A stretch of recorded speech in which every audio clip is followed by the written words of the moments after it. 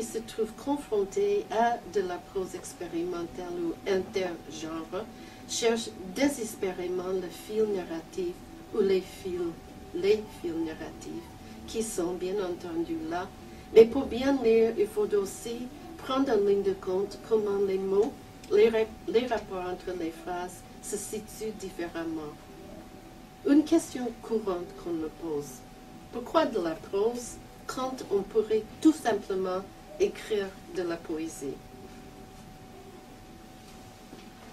Si le roman s'est professionnalisé suivant l'époque du prochain épisode French Kiss, j'ai pensé à un autre aujourd'hui, je pense que le premier roman québécois que j'ai lu, je ne sais pas si quelqu'un ici le connaît, What the Fuck? Non, c'était what là comme coton, Okay. Fuck comme animal. Mais j'en ai parlé dans mon atelier avant Noël. C'était, je pense, c'était un type qui s'appelait Granger et puis qui était animateur d'une station de musique à Chicoutimi, je crois.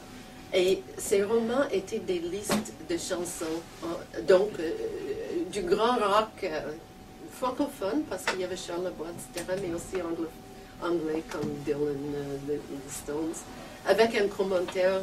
Mais c'était vraiment, c'est comme le conceptualisme aujourd'hui pour ces listes, pour toutes sortes de choses. C'est assez drôle comme roman. J'ai une copie, je ne l'emprunte pas, mais on peut regarder. En tout cas, oui, ok. Donc, si le roman s'est professionnalisé suivant l'époque du prochain épisode French Kiss et Beautiful Losers, pour le côté anglophone québécois, je suis bien consciente qu'il faut des romans lisibles à certaines époques et qu'ils sont plus nécessaires dans certaines époques que dans d'autres. Mais le roman a d'autres vocations que la vocation populaire. Peu de romans de l'avant-garde du XXe siècle n'étaient populaires dès le départ, comme vous le savez, mais ils ont souvent laissé des traces profondes dans le psyché littéraire. Ce qui est en jeu dans la lecture de ces romans, où l'écriture cherche elle-même urgemment à déplacer les structures romanesques vers des espaces temporels et spatiaux alternatifs, comme le suggère l'écrivain New Narrative Rob Halperin, c'est ce qui est en jeu. Ce qui est en jeu est un acute awareness of language as social material and its appreciating of writing as artifice. Je trouve le mot artifice vraiment très important. Une parenthèse.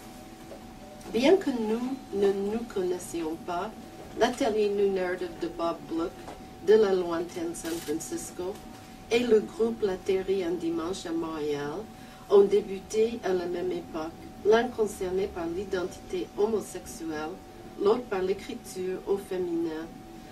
Comme pour nous femmes ici qui résistaient à la rature formaliste du sujet parlant, ces écrivains gays de San Francisco se sont regroupés en réaction contre les language writers qui voulaient eux aussi rayer le sujet parlant. Comme nous, les écrivains New Narrative s'exprimaient en prose, mais avec de la fragmentation, le métatexte, l'autofiction, et dans les deux cas, on parlait de vouloir écrire contre une assimilation, un ordre symbolique qui semble nous effacer, en effet. Un grand projet très ambitieux. Les gays de San Francisco insistent plus que nous sur l'importance de la narration comme outil de construction d'un réel qui serait autre que celle de la norme hétéro. Et si dans les deux cas, la prose employait le langage disjonctif, les silences, les césures, etc., les gays de San Francisco mêlaient, et ça c'est vraiment une différence, la grande culture avec la culture populaire et même la culture underground. Donc des passages pornographiques par exemple, à côté des passages d'ordre métaphysique, rhétorique, on voit ça dans les romans de Bob Gluck, surtout le premier qui s'appelle Gilles Jack the Modernist. Le roman devient performance, donc, surtout à San Francisco, un lieu où la frontière entre le licite et l'illicite de l'oralité est soit maintenue, soit mise au défi.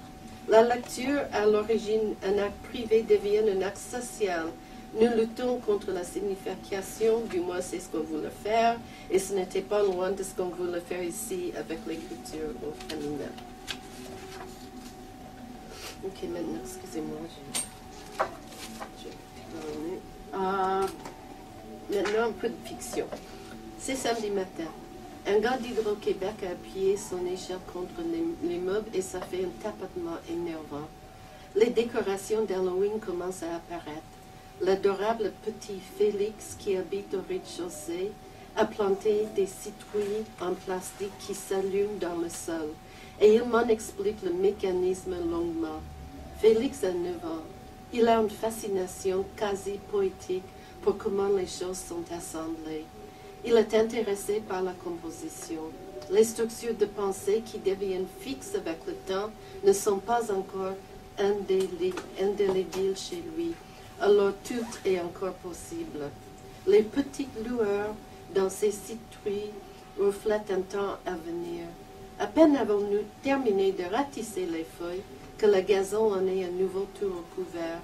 Il lève les yeux et dit avec émerveillement qu'elles tombent à l'infini. À l'infini. Félix devant ses feuilles tombantes est comme un lecteur devant un poème, projeté vers un temps, un espace bourré de possibilités.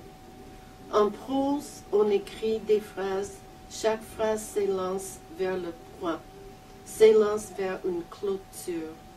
Et dans la manière conventionnelle selon Ron Silliman, dans son article de New Sentence, la phrase suivante poursuit le processus et ce jusqu'à ce qu'on en arrive à une conclusion, la fin.